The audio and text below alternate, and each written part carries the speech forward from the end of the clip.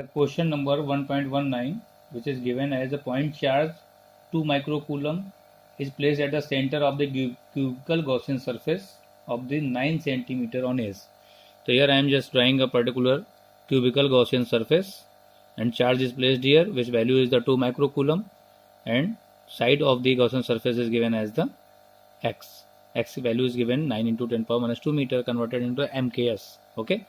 तो total flux कितना होगा, phi equals to 1 upon epsilon naught times of the Q, and it will be given as the just numeric value can be calculated with the help of that particular solution. Okay, and next question answer 1.20.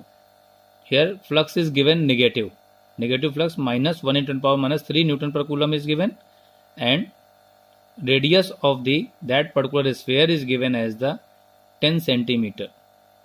Question arises here, पहला क्या पूछा गया है कि if the radius of the Gaussian surface were double then what will be the effect upon the flux.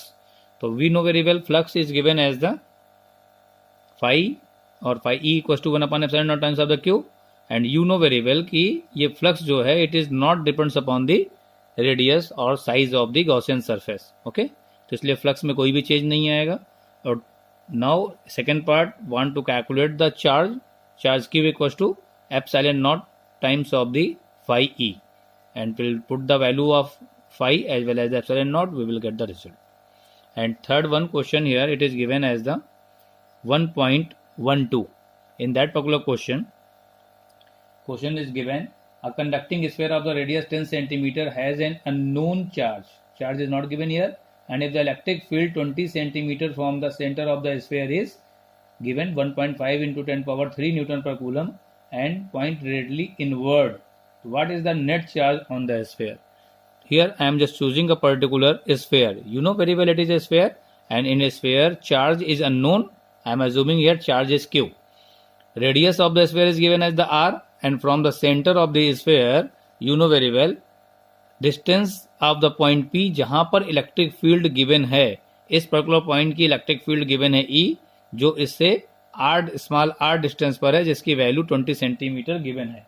Okay, तो now you know very well कि what will be the flux for that particular condition can be calculated with the help of electric field as well as the area of that dotted Gaussian surface, and area of that particular Gaussian surface is given as the 4 pi r square. Okay, तो you know very well in that particular condition we will find the electric field is given.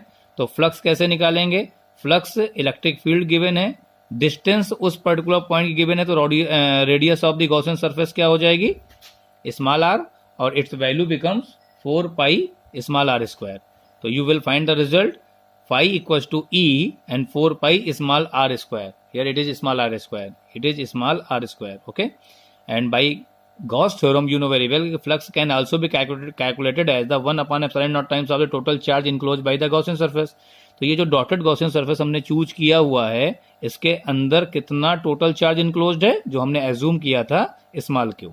Okay, तो similar in that particular condition flux ऐसे भी calculate किया जा सकता है और flux ऐसे भी कैलकुलेट किया जा सकता है. From equation first and second we get the result, both are just calculating the giving the value of the flux. तो 1 equation equals to 2 equation. We get the final result 1 upon epsilon naught times of the Q, and it will be given as the E into 4 pi small r square. E equals to charge equals to E into this one B, and just putting the value. After putting the value, we will get the result of the charge 6.67 10 power minus 9 coulomb. Okay, and in that particular condition, you will get the result. क्या result है? Electric field in the question was given inward. Inward electric field किसके through होती है, negative charge के through. Understood. तो ये charge हमने जो एज्यूम किया था बाय डिफॉल्ट कैपिटल क्यू या पॉजिटिव प्लस क्यू, जो जनरली हम एज्यूम करते हैं. तो here we know very well कि चार्ज विल बी निगेटिव, क्योंकि electric field intensity at the point P is radially inward, and only due to the negative charge it will B inwards. Understood my point? Question is clear now. And next question is the 1.22. In question 1.22, a uniformly charged conducting sphere which diameter is given 2.4 as well as the surface charge density is given. तो यहाँ radius नहीं given है, यहाँ पर diameter given है. Radius will be half of the diameter, you know very well. और surface charge density 80 micro coulomb per metre square. तो micro coulomb is given as the coulomb 10⁻⁶. और यू नो वेरी वेल कि for any particular surface charge area sigma is given as the charge per unit area. और यहाँ पर sphere होने की वजह से इसका सरफेस एरिया कितना होगा 4πr². तो therefore charge can be calculated as the area multiplied by the surface charge density, and finally we will get the result here. Okay, and second part of that particular question, in that particular condition electric flux at the surface of the sphere calculate करना है. तो वो वही आपका condition होगा कि अगर आपने चार्ज कैलकुलेट कर लिया है तो flux 1/ε0 times of the charge होता है. You know very well. Okay, तो ये आपका क्वेश्चन सॉल्व हो गया. And last of that particular numerical we will discuss about the concept related to the question given 1.23 as well as the 1.24. Question 1.23 is very easy. यहाँ पर क्या पूछा है उसने? An infinite line charge produces a field electric field of 9 into 10 power 4 Newton per coulomb at a distance of the 2 centimeter from the line charge. Line charge means wire के through. तो एक wire के through 2 centimetre distance पर, जो कि आपका infinitely line length का wire है, आप इलेक्ट्रिक फील्ड का फार्मूला ड्राइव कर चुके हैं पीछे. वही फार्मूला हमने यूज किया है, E = 1/2ε0 λ/r. And in that particular condition you know very well कि lambda easily can be calculated just putting the value and getting the result. And last of it 1.24. Question 1.24 will give the result.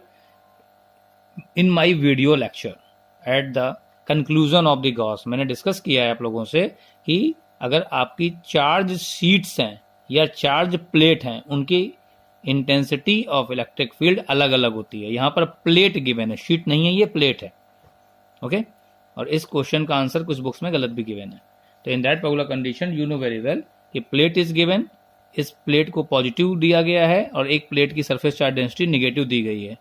तो electric field at X, Y और Z calculate करना है. X outward है, Z outside of the plate है और Y दोनों plate के बीच में कहीं पर भी है. तो you know very well at the point x अगर हम टेस्ट चार्ज एज्यूम करते हैं तो प्लेट ए के थ्रू वो रिपेल होगा और प्लेट बी के थ्रू अट्रैक्ट होगा. इसका मतलब इलेक्ट्रिक फील्ड ए के थ्रू आउटवर्ड होगी और बी के through towards to the B होगी. अंडरस्टूड? इसलिए electric field you know very well, electric field due to the plate is not depends upon the distance, it will be constant, only depends upon surface charge density. तो magnitude of the electric field 1/ε0 times of the sigma होगा. Magnitude of the electric field at B due to the B at the point X, ये भी उतना ही होगा. इसलिए x और Y point पर electric field आपकी 0 होंगी. दोनों इलेक्ट्रिक फील्ड इक्वल और अपोजिट होंगी, कैंसिल हो जाएंगी. एंड एक्स और जेड पॉइंट पर और वाई पॉइंट पर इलेक्ट्रिक फील्ड आपकी दोनों इलेक्ट्रिक फील्ड का सम अप होगा, क्योंकि इसके थ्रू भी इलेक्ट्रिक फील्ड आउटवर्ड और इसके थ्रू इलेक्ट्रिक फील्ड इनवर्ड, दोनों सेम डायरेक्शन पर होगी. इसलिए आपकी electric field in that particular condition will be 2 sigma upon ε0 times. Okay.